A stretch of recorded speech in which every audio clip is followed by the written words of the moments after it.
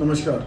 आज हम बहुत ही महत्वपूर्ण टॉपिक पे बात करने वाले हैं। महत्वपूर्ण से ज़्यादा अगर हम ये बोलें कि बहुत ही कॉमन टॉपिक है, जो कि हर व्यक्ति कभी ना कभी अपने जीवन काल में या महीने में 1 या 2 बार तो उससे ग्रसित होता ही है। वो टॉपिक है जिसके बारे में लोग बात करने से भी थोड़ा सा कतराते हैं या थोड़ा सा हेजिटेशन रखते हैं। दोस्तों, आज हम बात करने वाले हैं कॉन्स्टिपेशन की। कॉन्स्टिपेशन मतलब कब्जियत, बद्धकोष्ठ। ये इसके अलग अलग नाम हैं, बट समस्या सबकी कॉमन है कि उनका पेट साफ नहीं रहना। अगर हम हमारे आम भाषा में बात करें तो पेट का साफ नहीं होना ये सबसे मुख्य चीज़ है, या कॉन्स्टिपेशन को हम और अच्छे से समझ सकते हैं। कॉन्स्टिपेशन क्या है, क्यों होता है, कैसे होता है, इसके इलाज क्या हैं, और इसका इलाज नहीं किया गया तो इसके दुष्परिणाम क्या हैं। कॉन्स्टिपेशन का मतलब या बद्धकोष्ठ या कब्जियत का मतलब आपको रोज समय पर शौच नहीं होना, या शौच प्रॉपर नहीं होना, या पेट में हमेशा भारीपन लगे बने रहना। जनरली हमने देखा है कि हर व्यक्ति आज के जीवन शैली में बोले, या आज की लाइफ स्टाइल में, या आज की जो दौड़ भाग भरी जिंदगी है उसमें वो काफ़ी हद तक अपने शरीर के ऊपर दुर्लक्ष्य करता है या ध्यान नहीं देता है, जिसके कारणवश कई सारी बीमारियां जन्म लेती हैं। कॉन्स्टिपेशन उसी में से एक निकला हुआ बीमारी है जिसको हम बिना दवाई के, हमारे डे टू डे रूटीन को चेंज करके, बिना आपकी लाइफ स्टाइल पे इफेक्ट हुए ट्रीट कर सकते हैं।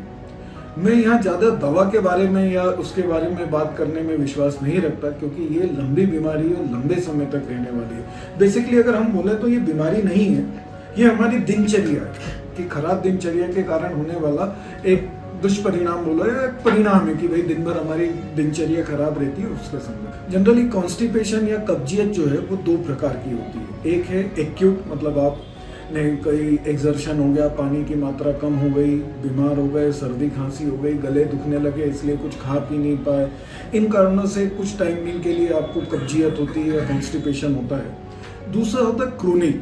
ये ऐसा कॉन्स्टिपेशन है जिसमें लंबे समय तक आदमी को पेट की समस्या बनी रहती है, या उसका लंबे समय तक शौच का या बॉवेल मूवमेंट जो है, बॉवेल हैबिट जो है वो नॉर्मल नहीं होती। इन दोनों के कारण अलग अलग हैं, इन दोनों के इलाज अलग अलग हैं। आपने कई सारे इलाज घरगुती हैं वो कर लिए हैं, उसके बाद भी उसका आपको रिजल्ट या परिणाम नहीं मिल रहा है। दोस्तों, कब्जियत के ऊपर यूट्यूब, फेसबुक, व्हाट्सएप, ऐसे हर जगह जमाने भर का ज्ञान उपलब्ध है, जमाने भर के इलाज हैं। कोई बोलता है ये बीज खा लो, कोई बोलता है इस तेल का सेवन कर लो, कोई बोलता है ये कर लो। सब लोग अपने अपने अनुभव के हिसाब से अपनी अपनी बातें रखते हैं, किंतु सभी के अनुभव सभी के ऊपर फिट बैठने ये जरूरी नहीं है। तो मुख्य कारण अभी हम यहाँ जो डिस्कस करने वाले हैं वो मुख्यतः क्रोनिक कॉन्स्टिपेशन या लंबे समय से होने वाली कब्जियत। इसके मूल कारण क्या है? इसके मूल कारण है हमारा पेट का साफ नहीं होना। अब पेट का साफ क्यों नहीं होना? हमारा खाना सब पच के अल्टीमेटली लार्ज इंटेस्टाइन में जाता है, कोलन में जाता है, और वहाँ से बाहर निकलता है। अब इसमें क्या क्या हो सकता है? इसमें हो सकता है कि हमने पानी की कमी हो लंबे समय से, या हमारी आदत ही हो कि हम कम पानी पीते हैं, खाते समय हम बातचीत ज़्यादा करते हैं, या खाते समय हम पानी ज़्यादा पीते हैं, या खाने में हमारी सब्जियों की मात्रा बहुत कम है, हम हमेशा फास्ट फूड पे जीते हैं। भाई कुछ टाइम नहीं मिला, चलो वड़ा पाव खा लो, टाइम नहीं मिला बर्गर खा लो, पिज़्ज़ा खा लो। ये सारी चीज़ों में फाइबर की मात्रा कम और फैट की मात्रा ज़्यादा होती है। जितना ज़्यादा हम फैट खाएंगे उतना ज़्यादा शरीर को पानी की ज़रूरत पड़ेगी, और जितना उसमें पानी की ज़रूरत पड़ती है, जब हम वो नहीं पी पाते हैं तो हमें कॉन्स्टिपेशन का अनुभव होता है। क्रोनिक कॉन्स्टिपेशन का एक और मुख्य कारण है, वो है दिमाग से रिलेटेड। शायद आपको लगेगा कि इसका क्या संबंध है, नहीं।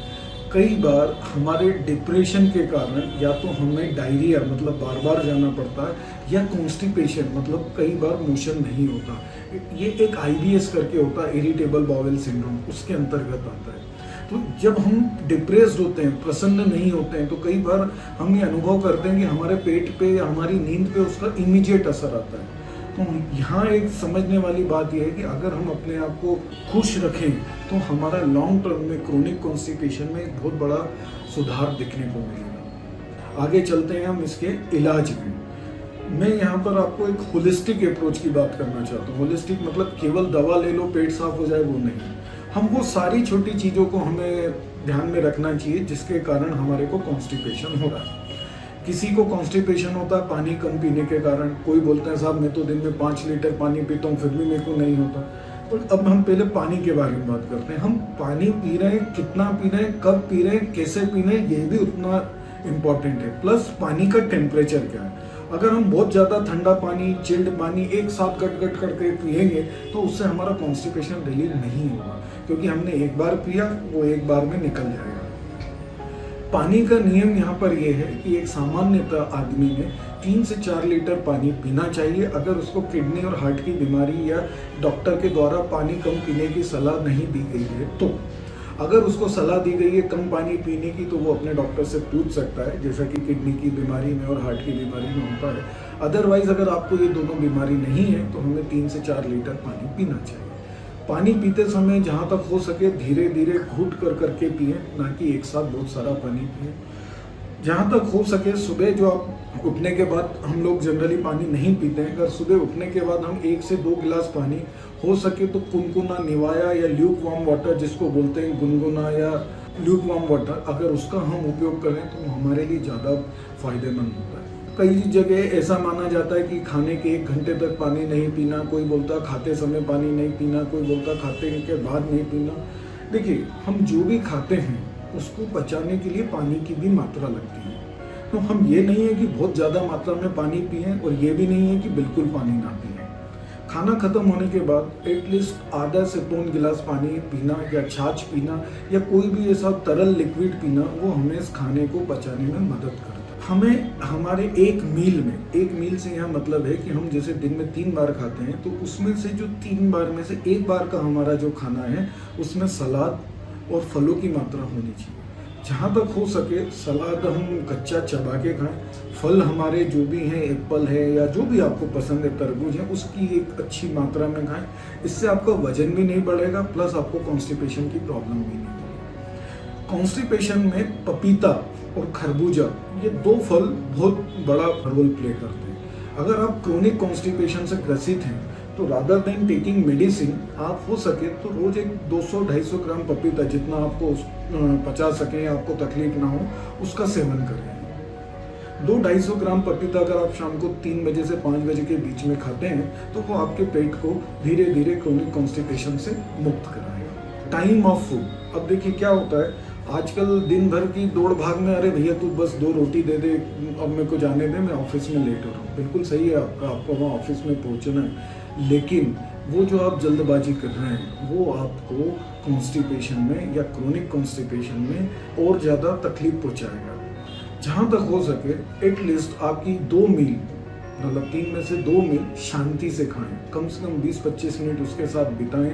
हर चीज़ चबा के खाएं, थोड़ा सा पानी का सेवन करें, सब्जी दाल इनकी मात्रा का ज़्यादा सेवन करें। कॉन्स्टिपेशन में एक और रोल प्ले करता है, वो है आपकी बैठने की आदत।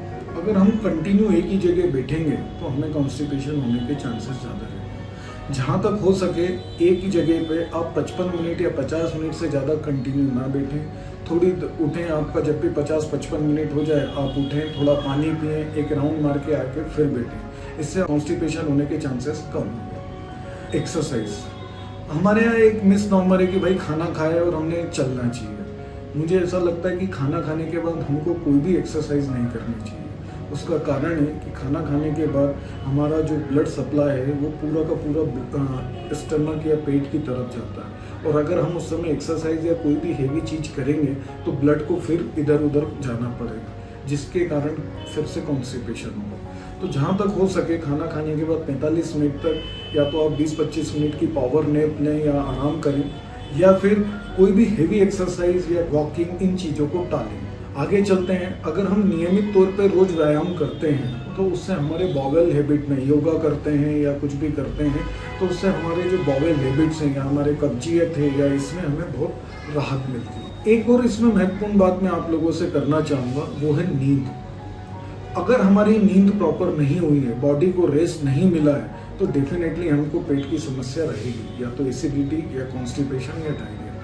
जहाँ तक हो सके हमें एटलीस्ट 6 से 8 घंटे की गुड नाइट स्लीप लेना चाहिए। आजकल तो एक और नई मुसीबत है मोबाइल, जो आपको सोने नहीं देती। जितना हो सके समय निकाल के अपने शरीर को रेस्ट करने का पूरा समय दें कि वो पूरा एक अच्छी स्लीप, साउंड स्लीप में सो सके और एक ताकि बॉडी को अच्छे से रिफ्रेश होने के लिए पर्याप्त समय मिले। हम ये कॉन्स्टिपेशन या कब्जियत या बद्धकोष जो है उसको बिना दवाई के मैनेज कर सकते हैं, बशर्ते कि हम हमारी थोड़ी लाइफ स्टाइल चेंज करें। धन्यवाद।